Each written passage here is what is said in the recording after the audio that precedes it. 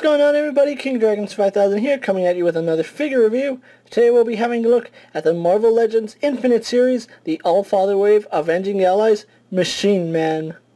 Here we have Machine Man in the box. Really nice packaging. You can see he does come with added accessories. He does come with the arms of the All-Father, King Thor. I believe these are King Thor's arms. On the back it says, we don't have much of a read-up, it just says Avenging Allies. These heroes fight to find their origins and discover their true identities. And then it has them in different languages. I'm not sure, but you know, most of the Marvel Legend figures I've reviewed, they've only had the English print, so I'm wondering, maybe this is a new standard for Marvel Legends, I don't know. But here we have Machine Man and Sentry up there, right there. Other figures in this assortment include Iron Fist, Machine Man of course, Sentry, Hawkeye, Thor, Captain Marvel, and Scarlet Witch. And then once everything is said and done, you have the All-Father Odin right there. And then a side picture of King Thor. Really nice box. I don't know too much about him, but what I'm going to do now is take a little break, get him open up, and we'll go on to the rest of his review. So sit tight, everybody. And so here we have Machine Man posing out of the packaging. Now let's get a good 360 of this guy. Right off the bat, I'm going to say I am a little...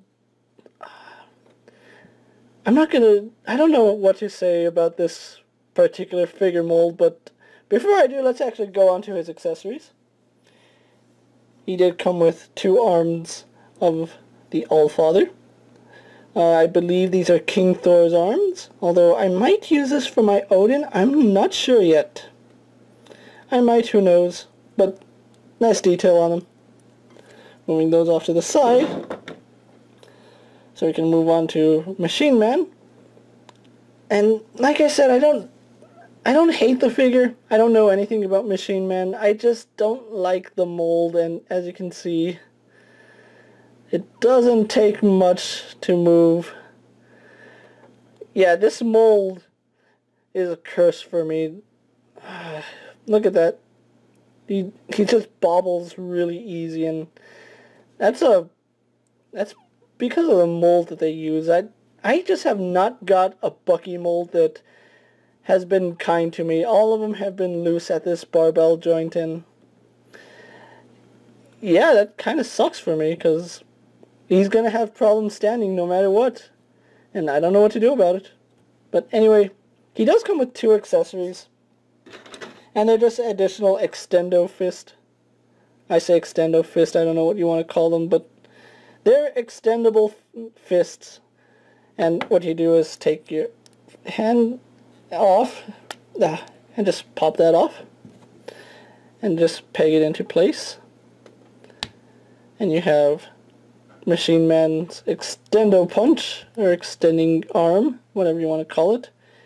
I'm going to use this one because it's not on the figure yet, and I don't want to go through the hassle of moving it around, but you can see these little holes here indicate that there is a wireframe in there, but it's not the easiest of plastics to mold or to move around. It's actually quite hard and dense. So, I don't know. If this was a softer plastic, the wireframe would work better, but of course the peg would be softer and more likely to break off. So, there you go. It does have a wireframe in it, but like I said, it's just a really dense plastic and really hard to do and bend, so good luck with that. If you can get it to bend easy, be my guest. I'm not gonna like mess around with it too much. And it just pegs in. Now this is another point to the figure. You can see how narrow this part is at the wrist. Be very careful, because if you're putting that on one wrong move, and that peg is gonna bend, and over time it's gonna break. And trust me, you do not want that happening, especially to a peg like that. Okay, but moving on to Machine Man. He's a really interesting figure, I'm going to say that. Let's actually zoom in on his face. Like I said, he's a really interesting figure. You can see red eyes, this bluish silver paint. And while I'm on the subject, I'll go on to some more quality control issues on mine. You can see he has a hinged neck. But that's as far as I can move his neck up. And if you've seen like Carnage, Baron Zemo, you'll know that this neck can actually look down and up pretty far. However, if we turn the figure, you can see that there is some excess plastic on his neck, which is hindering the articulation. You get to the point and it gets stuck there. And you really can't move it beyond that point. I am going to have to take a knife and shave that off, because that is really hindering his articulation. Like I said, there's a nice detail in his belt. It's not sculpted on, it's just a floating piece. But like I said, really interesting figure. I don't know why I like it for some reason. I like it and I can't explain why. Probably because I'm a fan of obscure characters, but I don't know too much about Marvel. That's Queen of Dragons' department. Let's actually move the camera down a little more. So we can go on to his articulation. He has a standard ball joint. Head moves left and right, bobbles slightly. Would have that hinged neck, but remember that little piece of plastic there. Arms on a ball joint, they go out to about that far out. They do a full 360, a little stiff on mine. He spins at the bicep. He bends at the elbow double joint. So that's one joint there, two joints there. He spins and bends at the wrist. Although, like I said, you don't want to be playing around with that wrist too much because you don't want that tiny, tiny peg to break. He has an ab crunch, which works phenomenally. Waist swivel.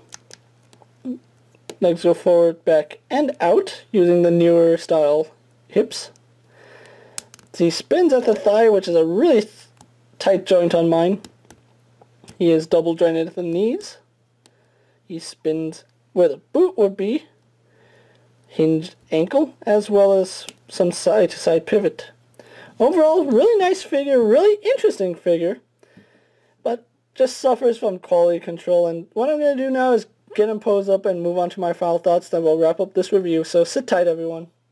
So here we have Machine Man posed for my final thoughts, and overall, I kind of like this guy. You know, I'm not too big on the character, and I don't know anything about his backstory. I'm sorry, I mainly picked this figure up so that I get the All-Father pieces.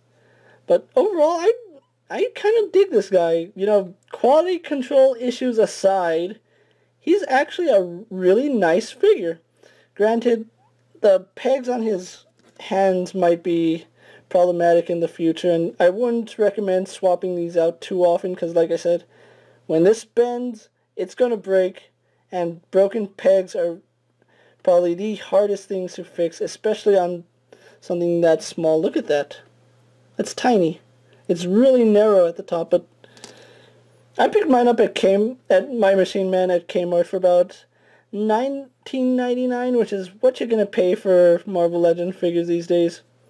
If you can find them, I suggest you pick them up, especially if you're a Machine Man fan or you're a fan of obscure characters. I like this guy, I'm not going to lie.